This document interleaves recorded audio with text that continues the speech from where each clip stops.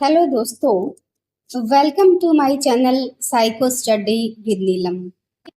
इस वीडियो में हम पढ़ेंगे अधिगम का एक बहुत ही महत्वपूर्ण सिद्धांत, trial and error theory of learning. इस सिद्धांत को प्रयास एवं त्रुटि का सिद्धांत भी कहा जाता है। इस सिद्धांत के प्रतिपादक अमेरिकी मनोवैज्ञानिक एडवर्ड एल थॉर्नडाइक माने जाते हैं, जिन्होंने 1913 में अपनी प्रसिद्ध पुस्तक एजुकेशनल साइकोलॉजी में इस सिद्धांत का प्रतिपादन किया। इस सिद्धांत को एसआर थ्योरी या उद्दीपक अनुक्रिया सिद्धांत भी कहा जाता है। इस सिद्धांत का एक अन्य नाम संबंधवाद का सिद्धांत या बॉन्ड थ्योरी भी है। तो इस सिद्धांत के अनुसार जब प्राणी के सामने कोई नई समस्या या स्थिति आती है, तो वह उससे उबरने के लिए कई प्रकार की अनुक्रियाएं या फिर प्रयास करता है। शुरुआत के प्रयासों में उससे कई प्रकार की गलतियां या त्रुटियां भी होती है, लेकिन बार बार अभ्यास करने से जो गलतियों की संख्या है वह धीरे धीरे कम होने लगती है और प्राणी सही अनुक्रिया करना सीख जाता है।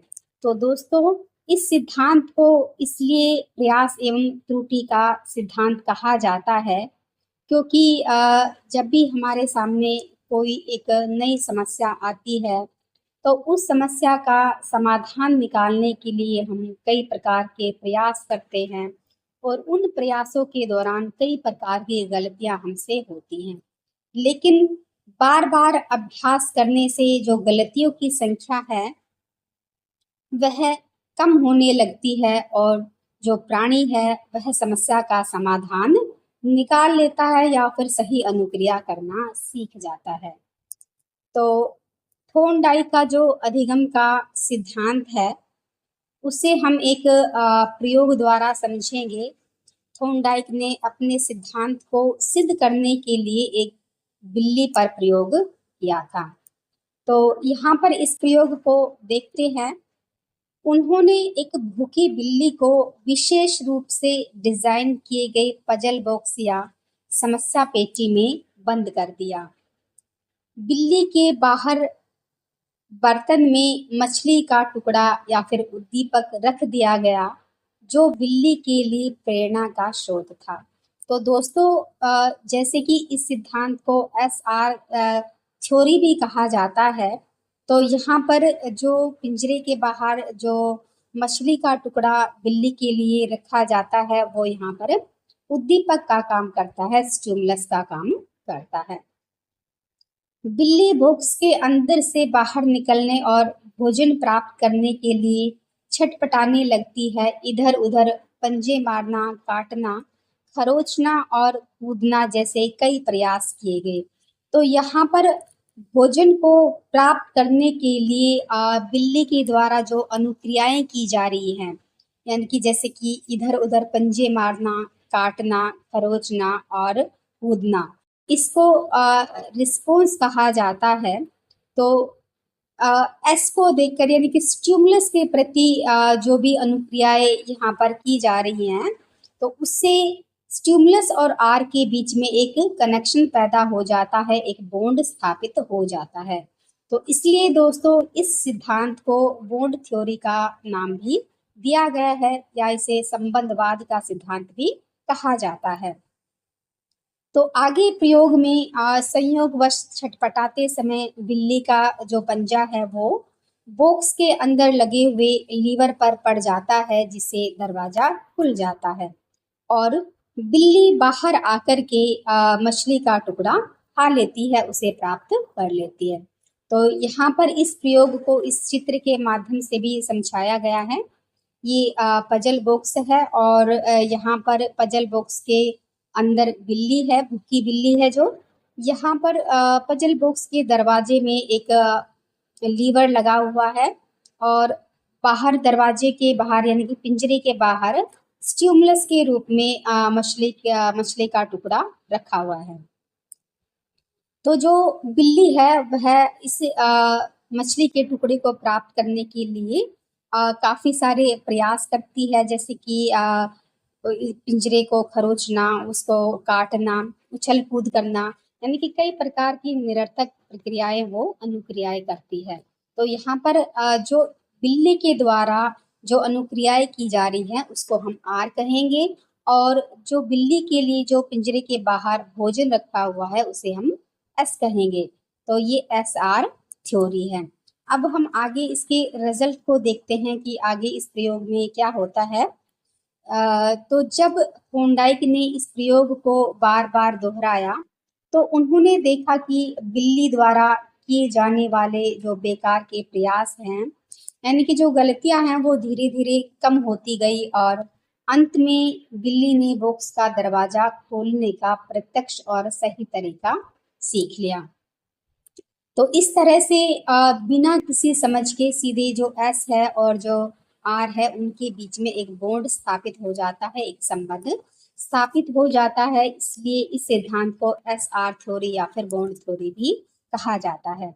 तो दोस्तों, ये था हमारा थॉर्नडाइक का सीखने का नियम, सीखने का सिद्धांत, प्रयास एवं त्रुटि सिद्धांत। तो इस थ्योरी से संबंधित थॉर्नडाइक ने कई नियम दिए हैं, जिनको हम दो भागों में बांटते हैं सीखने के नियमों को। जो पहला भाग है, वो है मुख्य नियम यानी कि प्राइमरी लॉज, और दूसरा है गौण नियम यानी कि सेकेंडरी लॉज। तो सबसे पहले हम पढ़ेंगे प्राइमरी लॉज के विषय में। तो प्राइमरी लॉज में जो पहला है, वो है तत्परता का नियम यानी कि लॉ ऑफ रेडीनेस। तो थॉर्नडाइक का जो यह नियम है, वो क्या कहता है कि जब व्यक्ति किसी कार्य को करने के लिए शारीरिक और मानसिक रूप से तैयार होता है, तो वह कार्य आसानी से सीख लेता है। यदि वह तैयार नहीं है और उसे जबरदस्ती सिखाया जाए, तो उसे झुंझलाहट होती है और वह कार्य को नहीं सीख पाएगा। तो जो तत्परता का नियम है, वह ये कहता है कि जब तक व्यक्ति सीखने के लिए शारीरिक और मानसिक रूप से तत्पर नहीं होगा, सीखने के लिए तैयार नहीं होगा, तब तक वह नहीं सीख पाएगा। तो एक सेकंड ग्रेड के एग्जाम में दोस्तों क्वेश्चन भी आया था कि एक घोड़े को तालाब के पास में लेकर तो जाया जा सकता है, लेकिन उसे पानी पीने के लिए बाध्य नहीं किया जा सकता है। तो यह किस नियम पर आधारित है? तो इसका आंसर होगा तत्परता का नियम। अब हम पढ़ते हैं दूसरा नियम। दूसरा जो नियम है, वो है सीखने का अभ्यास का नियम, लॉ ऑफ एक्सरसाइज। इसके दो उपनियम हैं, उपयोग का नियम और दूसरा है अनुपयोग का नियम। इस नियम का मतलब ये है कि जब हम किसी सीखे गए कार्य को जब हम बार बार उपयोग में लाते हैं या फिर बार बार उसका अभ्यास करते हैं, तो वह सीखा गया गया जो कार्य है, वो और भी ज़्यादा मजबूत हो जाता है। और जब हम उस सीखे गए कार्य को बार बार उपयोग में नहीं लाते हैं, उसका अभ्यास नहीं करते हैं, तो हम सीखी हुई बातों को भूल जाते हैं। तो यहाँ पर ये जो थॉर्नडाइक का दूसरा नियम है, ये है अभ्यास के महत्व को बता रहा है। तो एक उक्ति आपने सुनी भी होगी, करत करत अभ्यास से जड़मति होत सुजान। तो ये जो उक्ति है, अभ्यास के नियम पर ही आधारित है।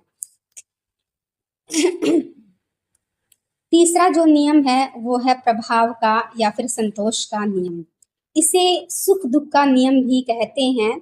इसका अर्थ है जिस कार्य को करने से संतोष या आनंद मिलता है, उसे प्राणी बार बार सीखता है, और जिस कार्य से असंतोष या फिर दंड मिलता है, उसे वह छोड़ देता है। तो दोस्तों, जो यह नियम है, आ, ये इस नियम से हमें पता चल रहा है कि किसी भी कार्य को करने से अगर प्राणी को आनंद की प्राप्ति हो रही है, उसे अच्छा लग रहा है, तो वह उस कार्य को बार बार करेगा। जैसे कि कोई विद्यार्थी है, कक्षा में अच्छे अंक लाने पर अगर उसे पुरस्कृत किया जाता है, तो वह बार बार हर कक्षा में अच्छे अंक प्राप्त करने की कोशिश करेगा। तो इसके बाद में हम पढ़ते हैं अधिगम के जो गौण नियम है, गौण नियम या फिर नियम सहायक नियम भी कहते हैं। तो इसमें जो पहला नियम है, वो है बहु अनुक्रिया का नियम। तो इसका मतलब है जब व्यक्ति के सामने कोई नई समस्या आती है तो वह उसके समाधान के लिए विभिन्न प्रकार की अनुक्रियाएं या फिर प्रयास करता है और तब तक प्रयास करता रहता है जब तक कि सही समाधान प्राप्त न हो जाए। तो उपरोक्त प्रयोग में हमने देखा कि बिल्ली का लक्ष्य था भोजन को प्राप्त करना और वह काफी सारी अनुक्रियाएं बार बार प्रयास उस भोजन को प्राप्त करने के लिए करती है। इसी प्रकार हम भी अपने दैनिक जीवन में किसी भी कार्य को सीखने के लिए बहुत सारे प्रयास करते हैं। दूसरा इसका नियम है मनोवृत्ति या मानसिक स्थिति का नियम। व्यक्ति जिस प्रकार की मानसिक स्थिति, मनोदशा या दृष्टिकोण से किसी कार्य को सीखता है वह उसी अनुपात में सीखता है। सकारात्मक सोच अधिगम को सरल बनाती है। यानी कि जब भी हम किसी कार्य को, किसी स्किल को सीखना चाहते हैं तो हम उसे तभी सीख पाएंगे जबकि हमारा जो दृष्टिकोण है उसे सीखने के प्रति पॉजिटिव होगा, हमारी सोच सकारात्मक होगी। इसके बाद में तीसरा इस नियम है आंशिक क्रिया का नियम। आंशिक क्रिया का जो नियम है उसका अर्थ है जब हमारे सामने कोई बड़ी या फिर जटिल समस्या होती है तो हम उसे छोटे छोटे भागों या अंशों में विभाजित करके सीखते हैं, जिससे सीखना अधिक प्रभावी और सुगम हो जाता है। तो इसमें जो समस्या अगर काफ़ी बड़ी है, काफ़ी जटिल है, तो हम उसे टुकड़ों में करके, अंशों में या फिर भागों में करके सीखते हैं, जिससे जो सीखने की क्रिया है वह काफ़ी अधिक सरल हो जाती है। तो दोस्तों कई बार हमारे सामने ऐसा टॉपिक आ जाता है, ऐसी विषय वस्तु आ जाती है जो कि सीखने में काफ़ी जटिल होती है, तो उसे हम एक समय में ना सीख करके उसे अलग अलग भागों में करके उसे हम सीखते हैं। अगला इसका जो नियम है वो है आत्मीकरण या फिर सादृश्यता का नियम। तो इस नियम के अनुसार जब व्यक्ति के सामने कोई नई समस्या या परिस्थिति आती है तो वह अपने पूर्व ज्ञान, अनुभवों और पहले की सीखी हुई बातों का उपयोग करके नई परिस्थिति को समझता है और उसका समाधान निकालता है। तो दोस्तों इसका मतलब है कि पूर्व के अनुभवों से लाभ उठाने की योग्यता, कि पहले जो भी हमने अनुभव प्राप्त किए हैं, जो भी हमने सीखे हैं, जो भी बातें हमने सीखी हुई हैं, नई परिस्थितियों में उसका प्रयोग करना आत्मीकरण कहलाता है। अंतिम जो इसका नियम है वो है सहचरणात्मक या फिर स्थानांतरण का नियम। यह नियम इस बात पर आधारित है कि एक परिस्थिति में सीखी गई अनुक्रिया या ज्ञान को दूसरी समान या मिलती जुलती परिस्थिति में आसानी से स्थानांतरित किया जा सकता है।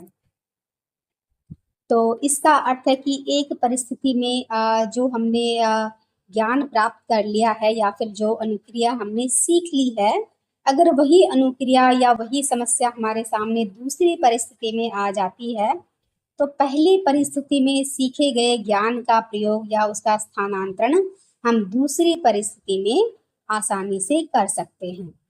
तो दोस्तों ये थे थॉर्नडाइक के सीखने के नियम, जिसमें हमने पहले पढ़े हैं सीखने के प्रमुख नियम और दूसरे हमने पढ़े हैं सीखने के गौण नियम। अब हम पढ़ेंगे शिक्षा में थॉर्नडाइक के सिद्धांत का महत्व। तो सबसे पहला है वो है सीखने में थॉर्नडाइक के सिद्धांत का महत्व, अभ्यास पर बल। यह सिद्धांत करके सीखने और निरंतर अभ्यास पर बल देता है, जैसे गणित, वृत्तनी, संगीत और खेलकूद। उसके बाद में है बाल केंद्रित शिक्षा। छात्रों को स्वयं प्रयास करके और अपनी गलतियों से सीखने के लिए यह सिद्धांत प्रेरित करता है। मंदबुद्धि बालकों के लिए उपयोगी, विशेष आवश्यकता वाले बच्चों को छोटे छोटे चरणों में बार बार अभ्यास करवाकर सिखाने में यह सिद्धांत अत्यधिक प्रभावी है। प्रेरणा और पुरस्कार, अच्छे प्रदर्शन पर पुरस्कार या संतोषजनक परिणाम मिलने से सीखने की गति तीव्र हो जाती है। विषय का सरलीकरण, कठिन विषयों को छोटे छोटे टुकड़ों में अगर विभाजित करके पढ़ाया जाए तो जो सीखने की प्रक्रिया है वह काफ़ी आसान हो जाती है। इस प्रकार दोस्तों हमने पढ़ा है थॉर्नडाइक का जो सीखने का सिद्धांत है ट्रायल एंड एरर मेथड, उसके विषय में हमने पढ़ा है। उन्होंने जो नियम दिए हैं वो पढ़ा है और शिक्षा में इस सिद्धांत का क्या महत्व है वो हमने अभी सीखा है। तो दोस्तों अगर वीडियो अच्छी लगी हो तो प्लीज़ लाइक एंड सब्सक्राइब ज़रूर करना। जय हिंद, जय भारत।